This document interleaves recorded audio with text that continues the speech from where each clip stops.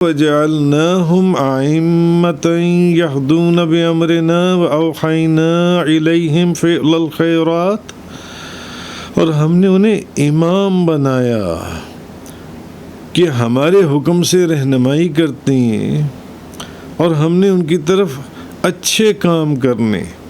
وَإِقَامَ الصَّلَاةِ وَإِيتَاءَ الزَّكَاةِ، اور نماز قائم کرنے اور زکوٰۃ ادا کرنے کی وحی بھیجی ہم نے ان کی طرف،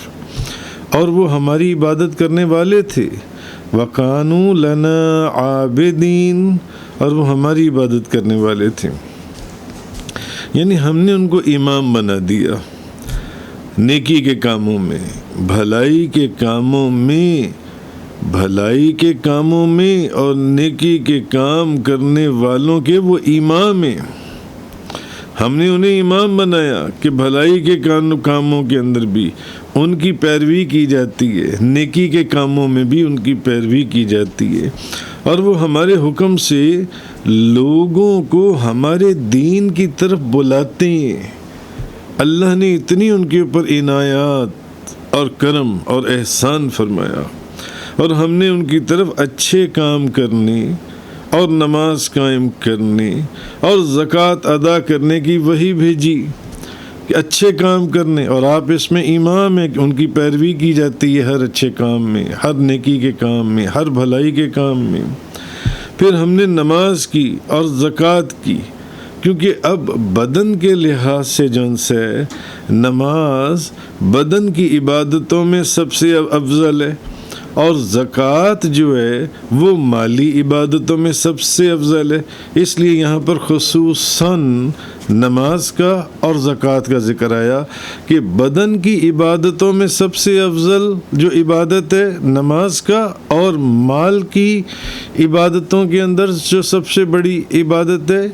وہ زکوٰۃ کا بھی ان کو ہم نے حکم دیا اور وحی کی جون سی ہے، اور وہ صرف ہماری عبادت کرنے والے تھے۔ تو انبیاء علیہ الصلاۃ والسلام جو ہیں،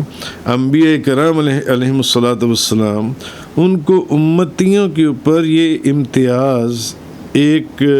ان کو چیز حاصل ہے کہ انبیاء کے مال کے اوپر زکوٰۃ فرض نہیں ہوتی، انبیاء کرام کے مال پر زکوٰۃ فرض نہیں ہوتی، کیونکہ علماء نے فرمایا کہ انبیاء کرام پر زکوٰۃ واجب نہیں ہے، کیونکہ ان کا سب کچھ اللہ کی ملک ہے، سب کچھ، اور جو کچھ ان کے قبضے میں ہے وہ امانت ہے۔ جو کچھ انبیاء کرام کے پاس ہے وہ اللہ کی امانت ہے، اور یہ اسے خرچ کرنے کے مقامات پر جو ہے وہ خرچ کرتے ہیں، اس لیے ان پر زکوٰۃ واجب نہیں ہے۔ اور کوئی ایسی جگہ جہاں پر وہ خرچ کرنے والی جگہ نہیں ہے، یہ کبھی بھی ایسا نہیں ہو سکتا کہ یہ انبیاء کرام کی پاک جماعت جو ہے یہ ان کے اوپر بھی خرچ کریں۔ اس لیے زکوٰۃ اس کے لیے پاکی ہے جو گناہوں کی گندگی سے پاک ہونا چاہے، کیونکہ زکوٰۃ تو اس کو پاک کرتی ہے جو گناہوں کی گندگی سے پاک ہونا چاہے، جبکہ انبیاء کرام علیہم الصلاۃ والسلام معصوم ہونے کی وجہ سے گناہوں کی گندگی سے پہلے ہی پاک ہیں، اس لیے انبیاء کرام کے اوپر زکوٰۃ واجب نہیں ہے۔ اور علامہ ابن عابدین شامی رحمۃ اللہ علیہ در مختار کے اندر کہ اس عبارت کہ اس پر اجماع، اس بات کے اوپر اجماع ہے کہ انبیاء کرام پر زکوٰۃ واجب نہیں ہے، اس بات کے اوپر اجماع ہو چکا ہے۔ وہ فرماتے ہیں کیونکہ زکوٰۃ اس کے لیے پاکی ہے جو گندگی یعنی مال کی میل سے پاک ہونا چاہے، جبکہ انبیاء کرام تو اس سے پہلے ہی پاک ہیں اس چیز سے جون سی ہے، یعنی انبیاء کے جو مال ہیں وہ تو ہیں ہی اس کی ملک، اس کی امانت، وہ تو اس سے پہلے ہی پاک ہیں مال کی میل سے جون سے، ہر گندگی سے، لہذا انبیاء کرام پر زکوٰۃ واجب نہیں ہے۔ لہذا اب جن آیات میں اب سوچنے کی بات یہ ہے کہ اچھا تو پھر جن آیتوں کے اندر، جن آیات کے اندر انبیاء کرام علیہم الصلاۃ والسلام کو زکوٰۃ دینے کا حکم فرمایا گیا وہ کیا چیز ہے؟ جب ان پر زکوٰۃ واجب ہی نہیں ہے، وہ تو ہر گندگی اور مال کی میل سے پاک ہیں،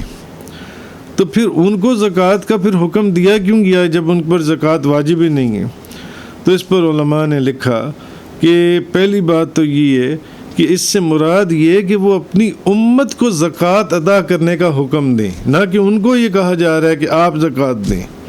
اس کے معنی بعض تفسیروں میں یہ لکھا ہے کہ یہ لیے جائیں گے کہ وہ اپنی امت کو حکم دیں کہ زکوٰۃ ادا کرو،